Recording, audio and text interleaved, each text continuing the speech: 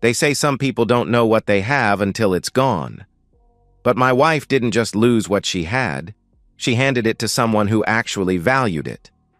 My name is Tyler Brennan. I'm 27 years old, a senior network administrator pulling in $78,000 a year at a mid-sized tech firm downtown. Not bad for a guy who started fixing computers in his garage. But none of that matters now. What matters is that I was married to my high school sweetheart, Stephanie, for 5 years. Was being the operative phrase. Let me take you back to where it all began, because understanding how we started makes what happened later cut so much deeper. I met Stephanie Carson in junior year chemistry class. Picture this: me, the quiet computer kid with thick glasses and social anxiety, paired with the most popular girl in our grade for a semester-long project. Stephanie was everything I wasn't: confident, outgoing, effortlessly beautiful with that long blonde hair and smile that could light up a room. She needed tutoring in chemistry. I needed someone to actually talk to me without looking at me like I was some kind of lab experiment myself. What started as study sessions in the library became something real. She'd laugh at my terrible science jokes. I'd help her understand molecular structures. Slowly, impossibly, we became friends. Then more than friends. By prom, we were inseparable. She chose me, the computer nerd, over the football captain who'd been chasing her for months. College nearly broke us. She went to state for communications. I stayed local for computer science. 2 hours apart might as well have been 2 different planets. But we made it work with weekend visits, daily phone calls, and the kind of naive faith that only teenage love can sustain. When she graduated, she moved back home. When I graduated, I proposed. Our wedding was small and perfect. 22 years old, both of us, standing in her parents' backyard under white Christmas lights, promising forever to each other. Her father walked her down the aisle with tears in his eyes. Her mother cried through the entire ceremony. Even her little sister Emma was sobbing into her tissues. Everyone believed in us. Hell, I believed in us. The early years were everything I'd dreamed of. We bought our first house together. Well, I bought it. I'd been saving since high school, working part-time jobs and living at home to build up a down payment. The 3-bedroom colonial on Maple Street wasn't fancy, but it was ours. I put it solely in my name, using my pre-marriage savings, but that was just paperwork. In my heart, everything I had was ours. Stephanie quit her receptionist job after our 2nd year of marriage. "I want to focus on building our home," she said, and it made perfect sense to me. She'd cook dinner, keep the house beautiful, maybe start a family soon. I supported her completely. My parents had shown me what real partnership looked like. Dad working as a mechanic, Mom as a nurse, both contributing in their own ways. I thought Stephanie and I had that same understanding. For a while we did. But somewhere around our 6th year of marriage, things started to shift. Subtle changes at first, easy to dismiss. Stephanie joined a gym and started going religiously, 5 days a week. She began going out more with friends, girls' nights that stretched later and later. She'd come home smelling like alcohol and cigarettes, laughing about stories she wouldn't quite explain fully. "You should come out with us sometime," I'd suggest, and she'd wave me off. "It's just girl talk, Tyler. You'd be bored," she would reply. She started dropping comments that made my stomach twist. "Sometimes I wonder what would have happened if I hadn't settled down so young," she'd say while scrolling through Facebook, looking at college friends posting pictures from bars and concerts. "I feel like I missed out on so much." Her phone became a permanent fixture in her hand, always face down on the table, always with her in the bathroom, always silent when I was around, but constantly buzzing when she thought I wasn't paying attention. When I'd ask about late-night texts, she'd say it was work or family or friends with relationship drama. I suggested date nights, weekend getaways.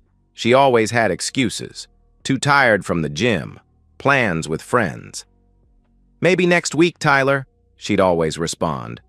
The worst part was how she made me feel crazy for noticing.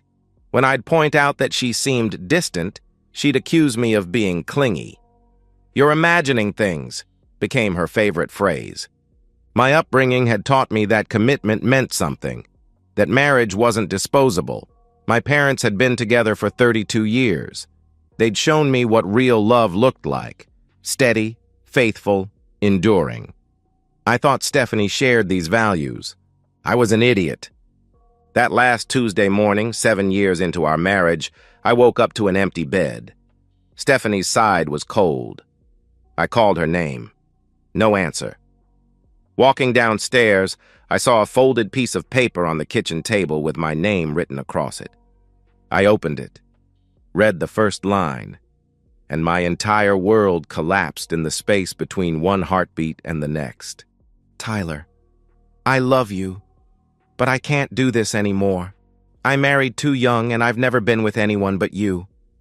I need to explore other options before I can commit to having children and spending the rest of my life with one person.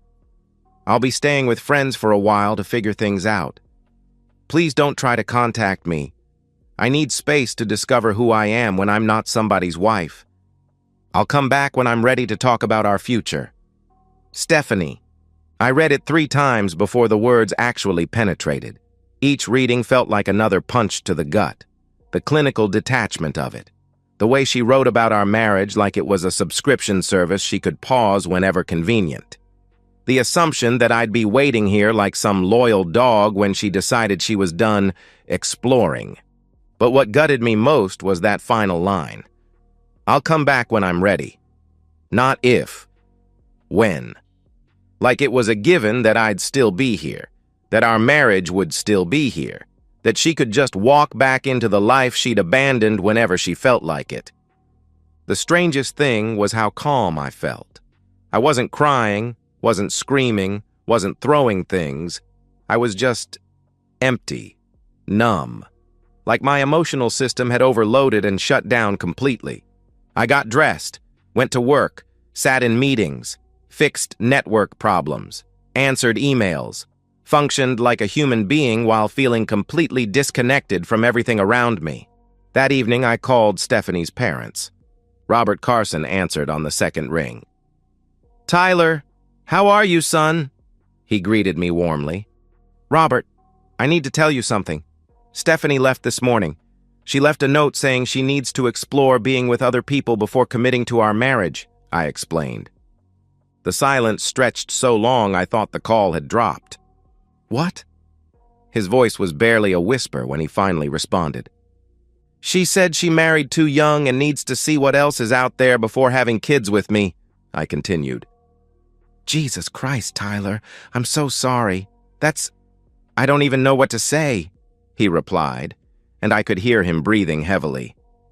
"Has she called you? Explained anything?" he asked. "No contact. The note said not to reach out to her," I answered. "This is insane. Linda's going to lose her mind." "Have you talked to Emma?" he suggested. Emma, Stephanie's younger sister, 24 years old, a dental hygienist with her life together in ways Stephanie apparently didn't. Emma had always been sweet to me, always seemed to genuinely like me as a person, rather than just tolerating me as her sister's husband. "Not yet. I wanted to call you first," I replied. "Tyler, listen to me. You're family. Whatever happens between you and Stephanie, you're still family to us. This is not okay. What she's doing is not okay," he declared firmly. After hanging up, I stared at my phone for 10 minutes before calling Emma. "Tyler?" She sounded surprised when she answered. "Is everything okay?" she asked with concern. "Not really. Stephanie left this morning. She left a note saying she needs to explore being with other men before committing to our marriage," I explained. "She what?" The shock in her voice was genuine, complete. "Tyler, no. Oh my God, are you serious?" she exclaimed. "I have the note right here," I confirmed. That's insane. That's not... God, I knew she was being weird lately, but I never thought..." Her voice trailed off, then came back stronger. "Are you okay? Do you need anything? Company? Food? I can come over," she offered immediately. "You don't have to..." I started to protest. "I'm already getting my keys. Give me 20 minutes," she interrupted decisively. Emma arrived in 18 minutes carrying bags of Thai food, my favorite, which she'd somehow remembered from family dinners. She took one look at me standing in the doorway and immediately wrapped me in a hug that lasted longer than was probably appropriate for a sister-in-law. But it was the first human warmth I'd felt all day. We sat on the couch, eating pad thai and trying to make sense of what Stephanie had done. I noticed she'd been restless, Emma admitted quietly. She kept complaining about settling down too young, about feeling like she'd missed out on her 20s. But Tyler, I told her she was being ridiculous. I told her you were a great guy and that she should appreciate what she had, she explained. You said that to her? I asked, surprised. Multiple times. She'd go on these rants about how all her single friends were having adventures and she was stuck playing house. I kept telling her that those friends were also lonely and dating losers, that what you two had was real, she replied with conviction. Over the following weeks, Emma became my lifeline. She checked in every day, sometimes just a text to make sure I was eating, sometimes showing up with dinner or inviting me out for coffee. She never made it feel like pity or obligation. It felt like genuine care from someone who actually wanted to spend time with me. We'd talk for hours, about work, about books, about our families, about everything except Stephanie, until one evening when Emma brought it up herself. Can I ask you something? Were you happy? Really happy, I mean. Before all this, she inquired gently. I thought about it honestly. The last year? No. I was trying to be happy. I was trying to make her happy. But she'd become someone I didn't recognize. Someone who seemed to resent everything about our life together, I answered truthfully. She did resent it. She used to call me and complain about how boring you were, how predictable your life was, how she felt trapped, Emma revealed, looking at me with something like pain in her eyes. I always defended you. I always told her she was lucky to have someone stable and loyal and kind, she added firmly. 6 weeks after Stephanie left, I realized something that should have terrified me, but instead felt like the most natural thing in the world. I hadn't thought about Stephanie in 3 days.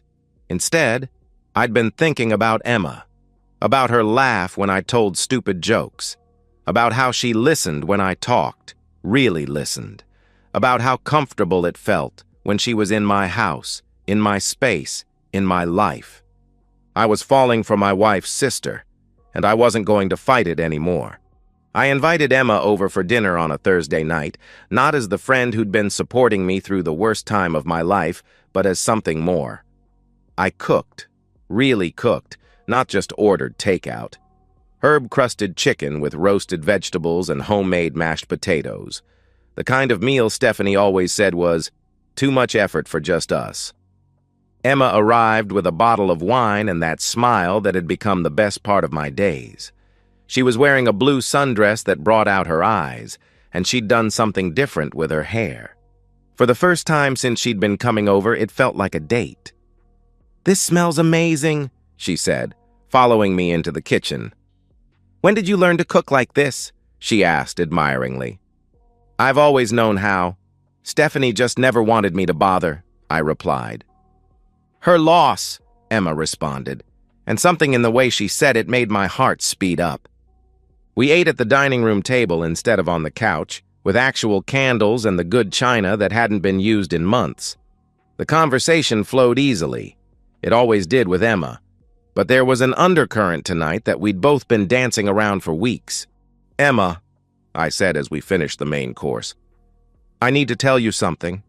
She set down her fork, suddenly serious. "Okay," she replied quietly. "I want to thank you for everything you've done these past 2 months, for being here, for caring, for making sure I didn't disappear into my own head," I began earnestly. "Tyler, that's what friends do." She started to protest. "You're more than a friend," I interrupted, the words coming out quietly but firmly. "You've been there every single day. You've cared about me more in the last 8 weeks than Stephanie did in the last year of our marriage." Emma's cheeks flushed pink. "Tyler," she whispered, I reached across the table and took her hand. I'm not saying this to make things weird between us. I just want you to know that you matter to me, not as Stephanie's sister. You matter to me as Emma, I said sincerely. She stared down at our joined hands for a long moment. When she looked up, her eyes were bright with unshed tears. You matter to me too, she confessed softly. Over the next month, we spent almost every evening together. Sometimes at my house, sometimes at her apartment, sometimes just walking through the park or getting coffee downtown. One night, we went to see a movie, and when I drove her home, neither of us wanted the evening to end. We sat in her driveway talking until nearly midnight. When she finally reached for the door handle, I caught her hand. Emma, I called softly. She turned to look at me, and I saw something in her eyes that made my breath catch. Permission. Hope. The same feeling that had been building between us for weeks. I kissed her. Soft at first, tentative, giving her every opportunity to pull away. Instead, she kissed me back with a sweetness that made my chest ache. When we finally broke apart, she rested her forehead against mine. Is this wrong? She whispered. She left me, I said firmly. She chose to walk away. I know, but she's my sister, she replied with uncertainty. She made her choice, Emma. I'm making mine, I declared with conviction. Emma moved some belongings into the house gradually. Not a dramatic announcement, just small things that made sense. A toothbrush, some clothes for when she stayed over, her favorite coffee mug. It felt natural, organic, like she belonged there in ways Stephanie never quite had. While our relationship deepened, I was taking care of practical matters. The divorce attorney I consulted confirmed what I'd suspected. Since the house was solely in my name, purchased with my pre-marriage savings, Stephanie had no claim to it. With no children and Stephanie having contributed nothing financially for the past 3 years, the divorce would be straightforward. She abandoned the marriage, the lawyer explained professionally. Combined with her own written admission that she left to explore other options, she has no leverage here. I had the papers drawn up but didn't file them yet. I was waiting. I knew Stephanie would come back eventually, probably when her adventure got expensive or lonely or both. I wanted to be ready. I also changed the locks, consolidated our shared bank accounts into my name only, removed her from my health insurance. It wasn't vindictive. It was practical. She'd chosen to leave. I was choosing to move forward. Emma knew about all of it. She wasn't jealous or insecure about Stephanie's inevitable return. If anything, she seemed grimly satisfied that I wasn't sitting around waiting like a faithful dog. She's going to lose her mind when she finds out, Emma said one evening as we cooked dinner together. About us, I mean, she clarified. I stopped chopping vegetables and looked at her. Are you okay with that? With whatever happens when she comes back? I asked. Emma's smile was small but fierce. Tyler, my sister threw away the best thing that ever happened to her. She doesn't get to be upset when someone else recognizes your worth, she replied with determination. It might get ugly, I warned. Let it get ugly. She made her choice 3 months ago. You've made yours. She doesn't get to walk back in and pretend there aren't consequences, she responded firmly. You know she's going to lose her mind when she finds out, right? Emma added with a knowing look. I smiled grimly. Good. Let her feel what I felt when I read that note, I replied. Exactly 3 months after Stephanie left, Emma and I were in the living room when we heard a car pull into the driveway. We exchanged a knowing look. We both knew this moment would come. I walked to the door, divorce papers already in my jacket pocket. Emma stood beside me, no longer hiding. The knock came.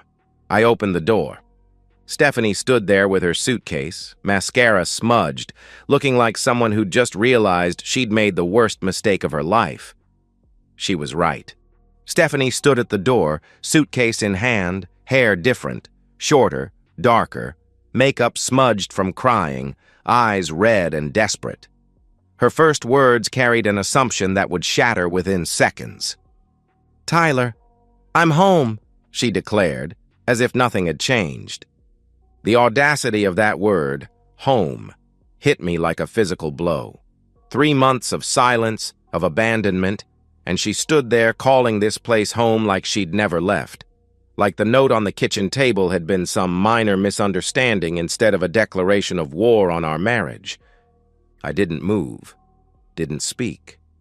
My silence was more powerful than anger would have been. Stephanie's eyes drifted past me into the house, and she saw Emma in the kitchen making coffee, wearing one of my old college sweatshirts. The sight hit her like a sledgehammer. "Emma, why are you here?" she asked with growing confusion. Emma walked forward calmly, stood beside me with natural intimacy, and delivered the line that shattered Stephanie's world. "I live here now," she stated matter-of-factly. Stephanie's face drained of color. "What?" she gasped in disbelief. The horror, the dawning realization, it all hit at once.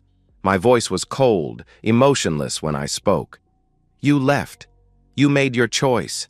I made mine." Stephanie's desperation erupted like a dam bursting.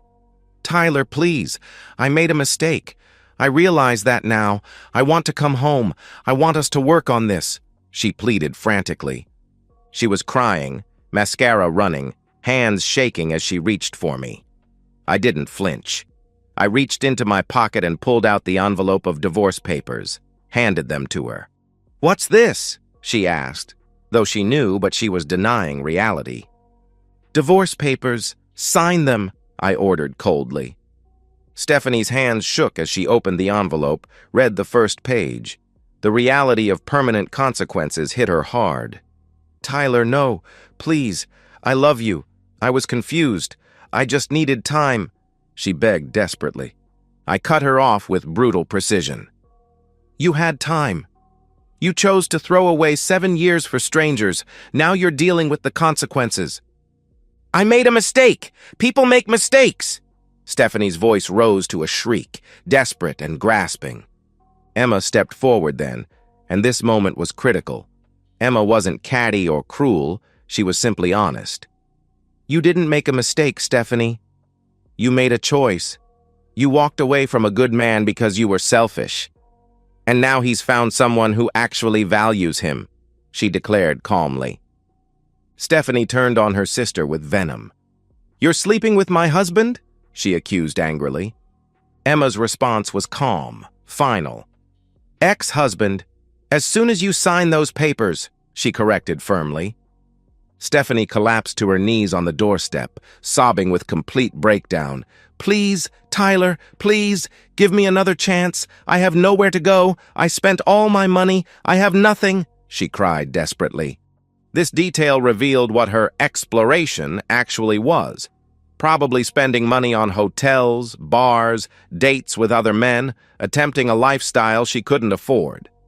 I looked down at her with no pity, no anger, just absolute finality. "Sign the papers. Leave them in the mailbox. Don't come back," I commanded coldly. I closed the door. Inside, Emma squeezed my hand supportively. Outside, we heard Stephanie pounding on the door, sobbing, begging. We didn't open it. I made coffee. Emma sat beside me. We waited in silence. After an hour, the pounding stopped. A car engine started. Stephanie left. 2 weeks later, signed divorce papers appeared in the mailbox. Stephanie signed everything. She had no leverage, no claim, nothing. My attorney confirmed it was finalized quickly due to the clean circumstances. No children, no shared property, no financial entanglement. Stephanie got absolutely nothing, but she wasn't done trying. 2 weeks after the divorce was final, Stephanie returned late at night. She was thinner, exhausted, desperate. She knocked. I opened the door with Emma behind me. "Tyler, please, I need help. I need money. Just $1,000. I haven't eaten in days. I have nowhere to go," she begged pathetically. My response was the final nail. "F off, Stephanie," I said with finality. Emma added without malice, just truth. "Get a job, like the rest of us," she suggested simply. I closed the door again. We didn't open it again. Sometimes the best revenge isn't dramatic. It's just watching someone realize they threw away something irreplaceable, and that you're happier without them. 1 year ago today, I woke up to an empty bed and a note that destroyed everything I thought I knew about love, loyalty, and the woman I'd married.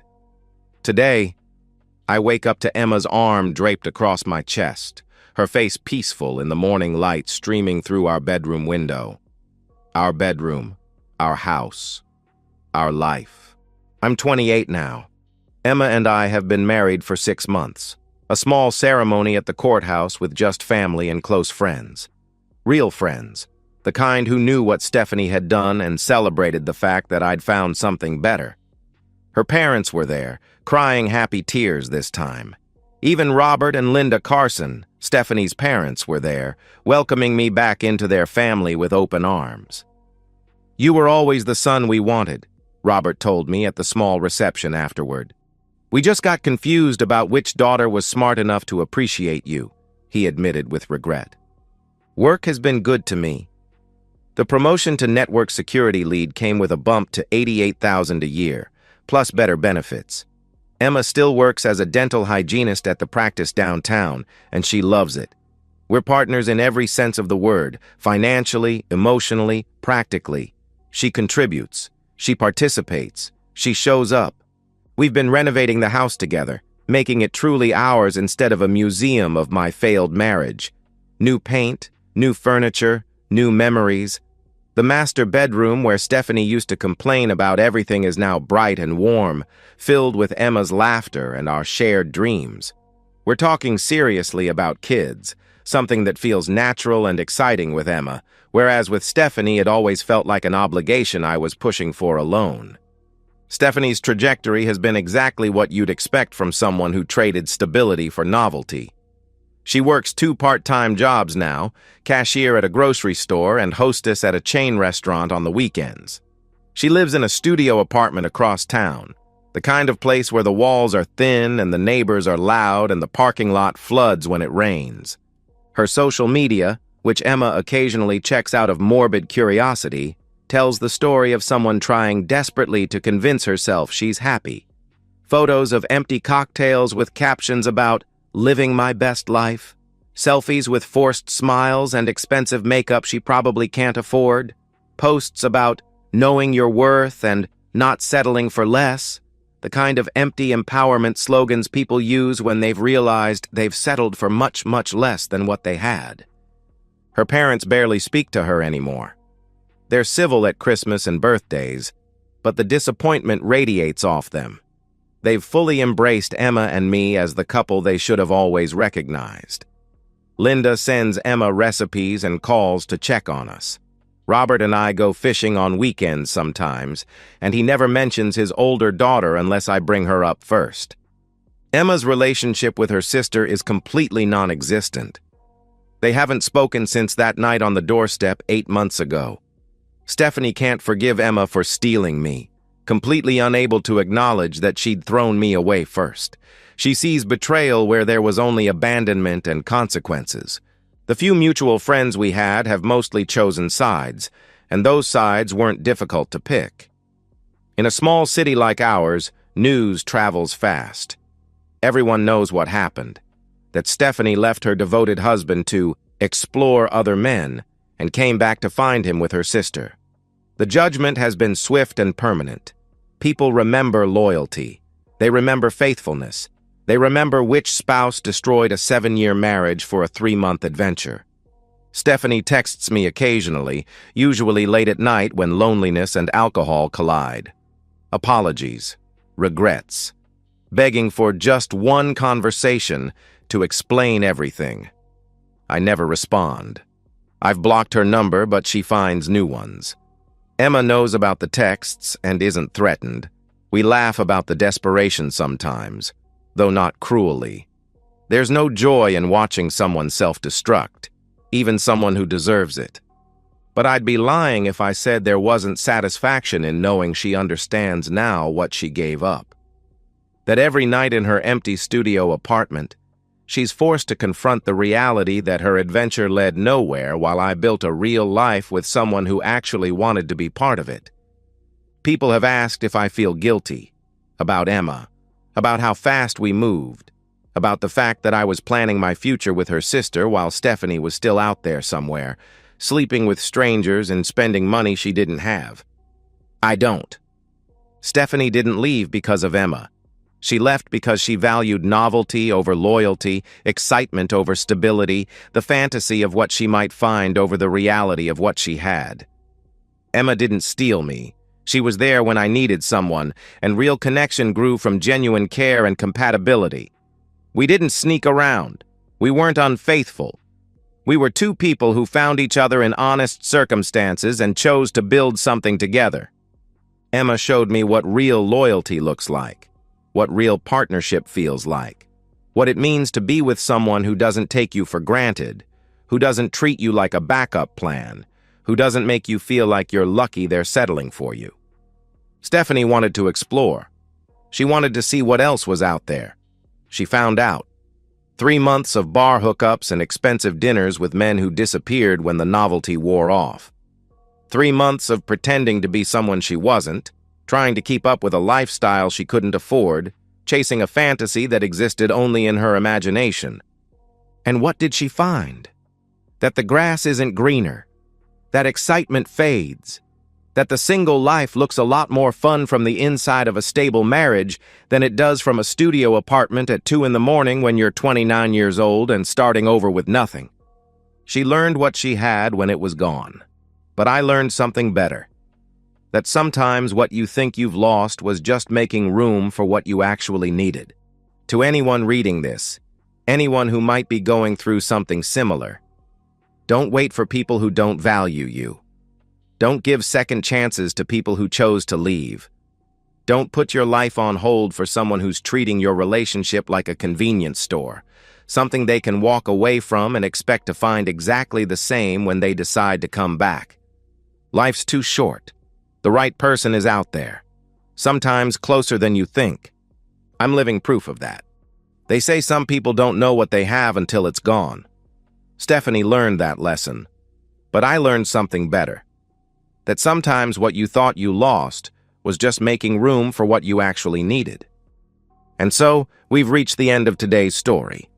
Was it what you expected, or did it take a twist you didn't see coming? I'm curious to hear your thoughts. Share them in the comments below, and let's get a conversation going.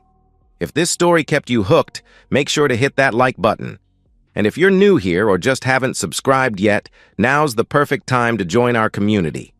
I bring you fresh, captivating stories every day, so click that subscribe button and turn on notifications so you never miss out. Thanks for watching, and I'll see you in the next one.